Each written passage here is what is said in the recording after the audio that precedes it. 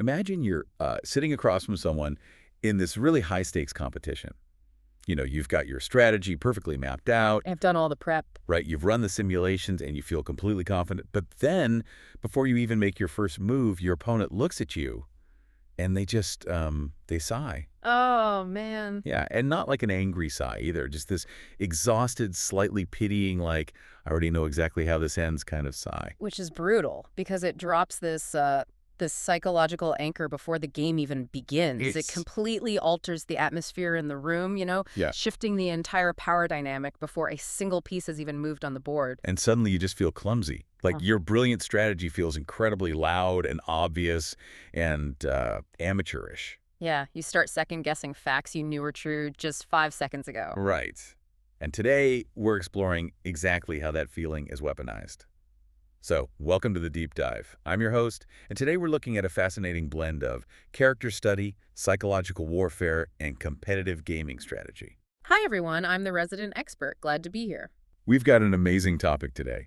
Our source material is this highly detailed, incredibly thoroughly researched document, simply titled Liz's Pokémon Notes. Yeah, it's a comprehensive breakdown of this fictional character, Liz, the psychic of Saffron City.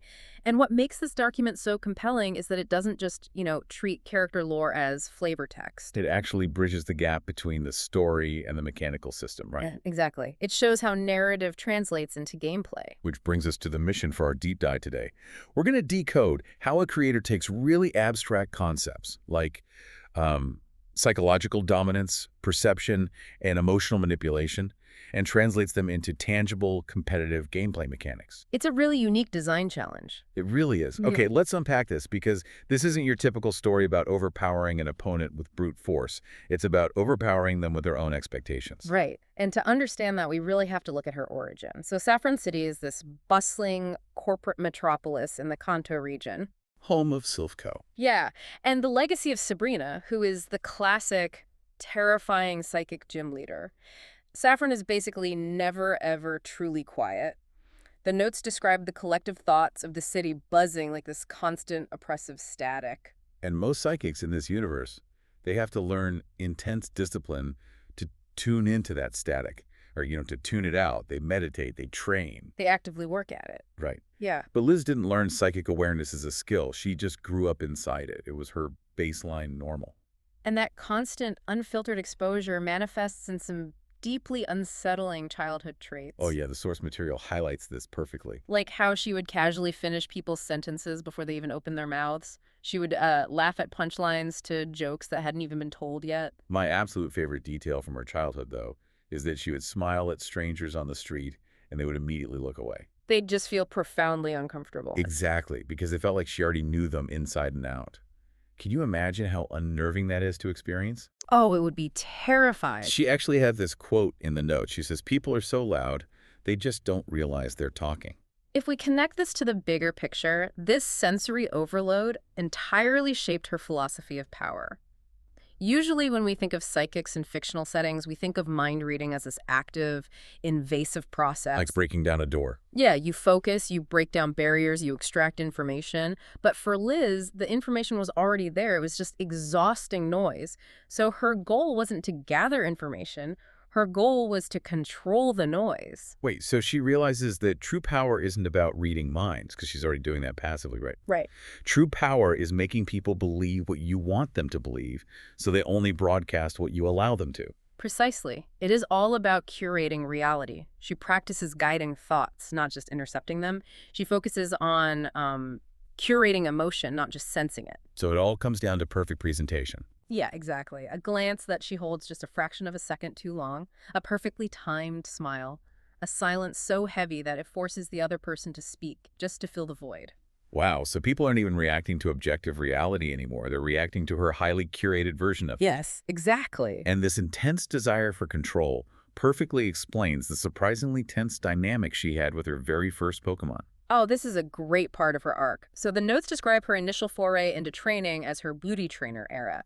She gets a Snivy, a grass-type Pokemon, gifted by a visiting Yunmovan researcher. And Snivy is generally known to be elegant, well-behaved, and a bit haughty, right? Definitely a proper starter Pokemon. It's expected to obey, Yeah. but that's not what happens at all. Instead, it just stares at Liz. It refuses to bow or acknowledge her authority. And Liz's reaction is just brilliant. She doesn't force it to obey. She doesn't use a Pokeball to assert dominance because she refuses to bow either. It really reminds me of a high-stakes poker game. You have the aggressive players who constantly raise, throwing chips around, trying to bully you out of the pot with sheer volume and bluster. Right, making a lot of noise.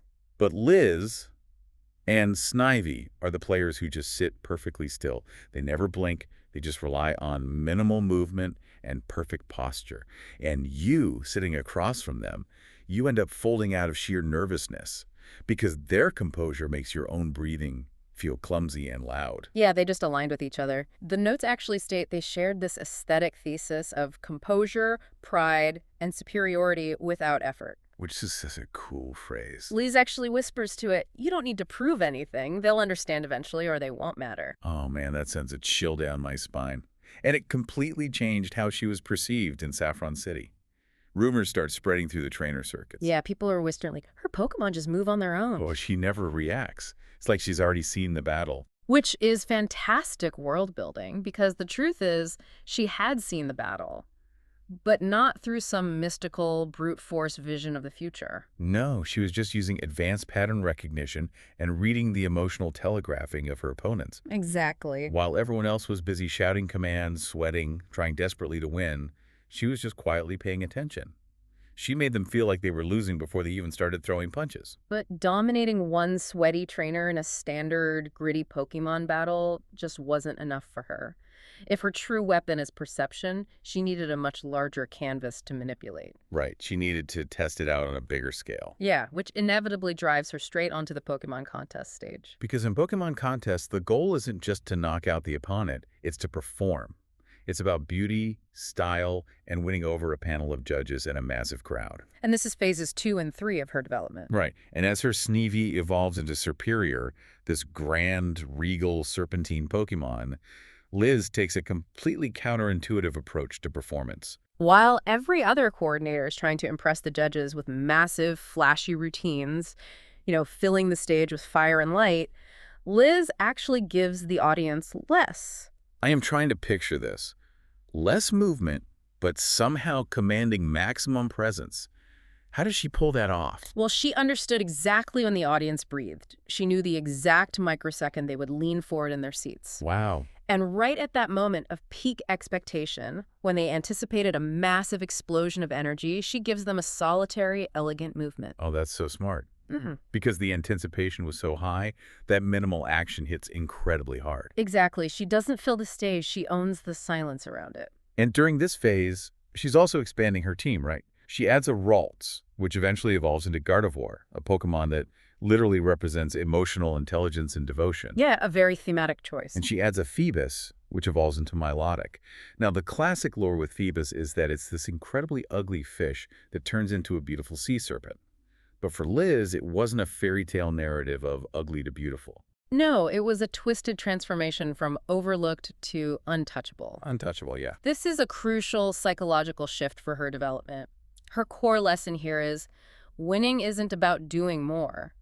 It's about making everything else feel like too much. Making the opponent feel like they're overreacting. Right. But she doesn't stay a coordinator forever. She takes this refined theatrical control back to the gritty gym circuit as a psychic specialist. And this is where things get genuinely manipulative. She takes the lessons of the stage, the timing, the breathing, the expectation, and weaponizes them in standard battles. She stops just reading people and starts actively anticipating and guiding their decisions.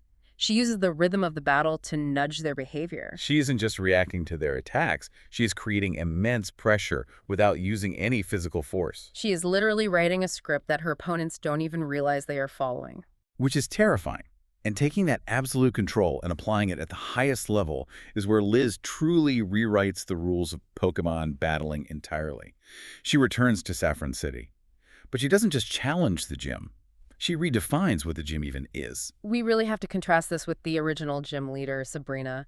The notes describe Sabrina's gym as cold, isolated, and intimidating. Very old school. Yeah, it's a very straightforward, almost sterile kind of fear. You walk in, it's dark, you are afraid of getting blasted by psychic energy. Right. But Liz's new vision for the gym, phase 4 of her journey, is the exact opposite. It's opulent. It's highly performative, and it is completely psychologically invasive. Very invasive. She introduces illusion chambers, she institutes narrative battles where the flow of the fight feels predetermined, and she actively leverages spectator pressure, allowing audiences to watch and judge the challengers. Battles aren't tests of strength anymore, they are tests of self-awareness. So what does this all mean? I have to push back a little bit here because this all sounds incredibly intimidating from a story perspective. It is undeniably great character lore. Sure. But is it just psychological smoke and mirrors? Like, how does spectator pressure or an opulent room actually win a competitive Pokémon battle where, at the end of the day, math, stats, and damage calculations still matter? That is the core tension of the character, and the answer is that it's not just smoke and mirrors. It's about forcing the opponent to defeat themselves before the math even comes into play. Defeat themselves how? Well, by the time a challenger actually reaches Liz at the end of the gym, they have been observed, analyzed, and subtly manipulated by the environment itself. They are completely exhausted. So they're making strategic mistakes they wouldn't normally make because the environment has completely rattled their baseline focus. Yes. They doubt their own math, they reveal their habits. Liz doesn't shout commands, she barely speaks. But when she does, it lands like a clinical verdict. Just devastating. She tells them, you rely on momentum when you're nervous.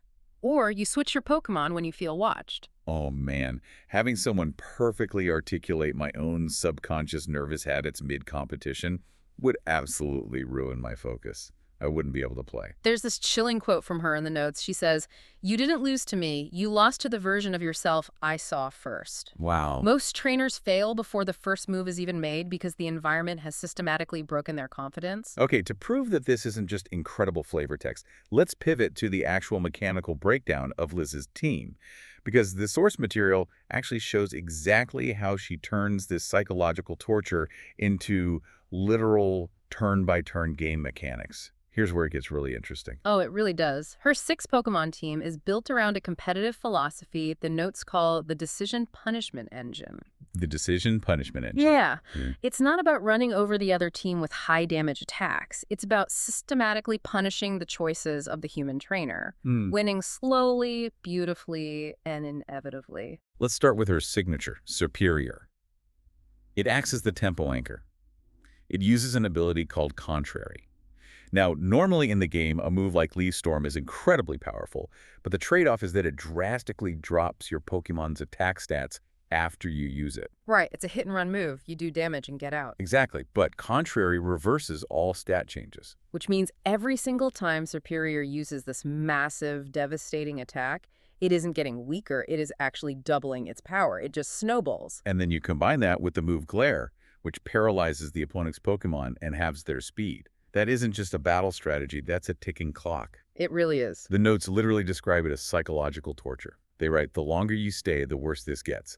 Because you are paralyzed just watching this elegant snake get exponentially stronger every single turn. Then we have Espeon and Gothitelle, 2 very different psychic types that serve as the mirror and the cage. The mirror and the cage. Let's look at Espeon first, which has the ability to magic bounce. Yeah, so in competitive play, setting up invisible traps on the field, like Stealth Rock or Spikes, is usually step 1. It is an automatic instinct muscle memory for good players. Right, it creates entry hazards that damage anything switching in.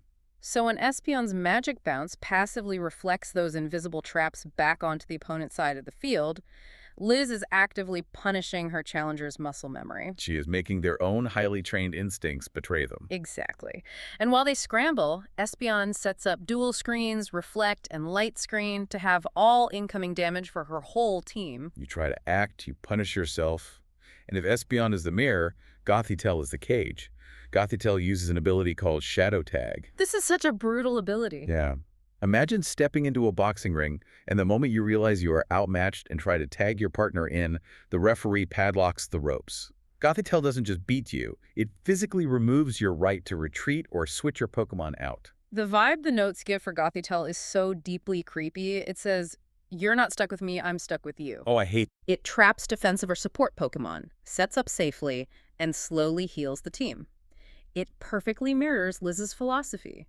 Espeon punishes you for acting, and Gothitelle punishes you for trying to escape. Next is Milotic, which represents weaponized beauty. Milotic literally holds an item called a flame orb, which inflicts a burn status on itself. Now, on the surface, that seems completely counterintuitive. Why burn your own Pokémon? Right. Why would you inflict a negative, damaging status condition on your own Pokémon on purpose? Because Milotic has the ability for Marvel Scale, which drastically boosts its physical defense when it has a status condition. I see. It weaponizes its own burn to become an impenetrable physical wall. It completely punishes aggression. You try to hit it with your strongest physical attack, and it barely flinches. Then it just uses haze to reset any stat boosts you tried to build up, and Scald to burn you right back. The notes say its vibe is try harder. It's almost cute. So condescending. I love that. She is openly mocking their effort. And we cannot forget Gardevoir, the emotional blade. Gardevoir uses an item called Choice Specs. Right. Choice Specs give a massive boost to special attack power, hitting incredibly hard right out of the gate.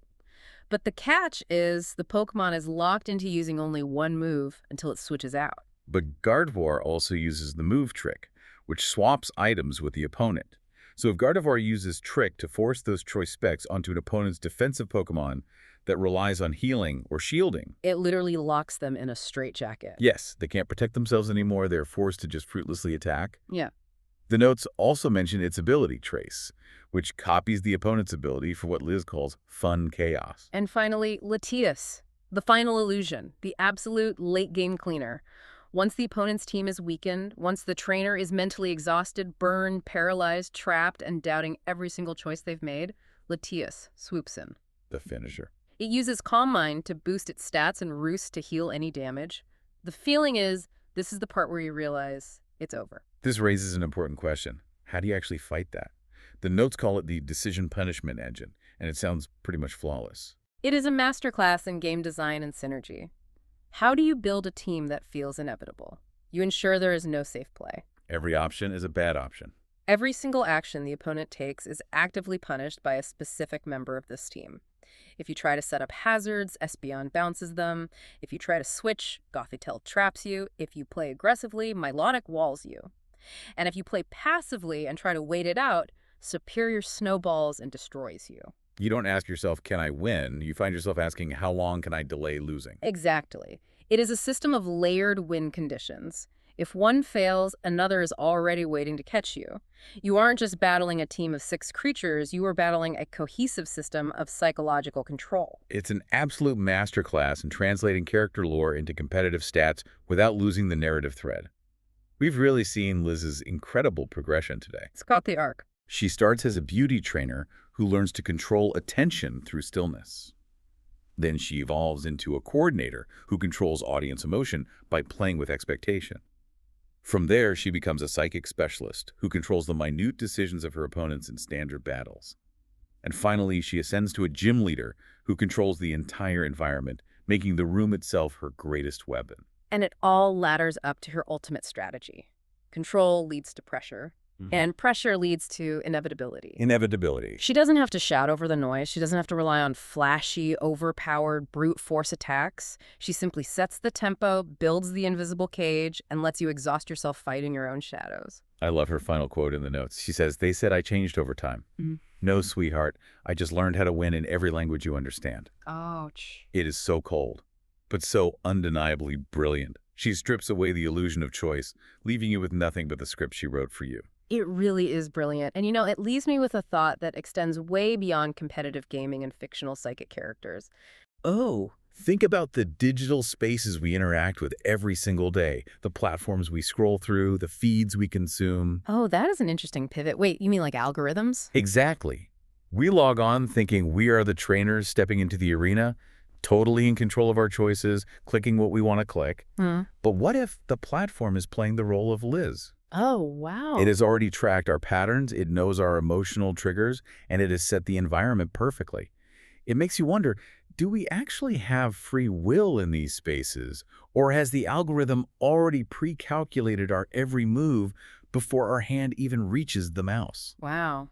That exhausted sigh from across the table we talked about at the very beginning. Sometimes the system knows you've lost the game before you've even logged on. Exactly. Thanks for taking this deep dive with us. Take a hard look at the environments you're playing in today, and we'll see you next time.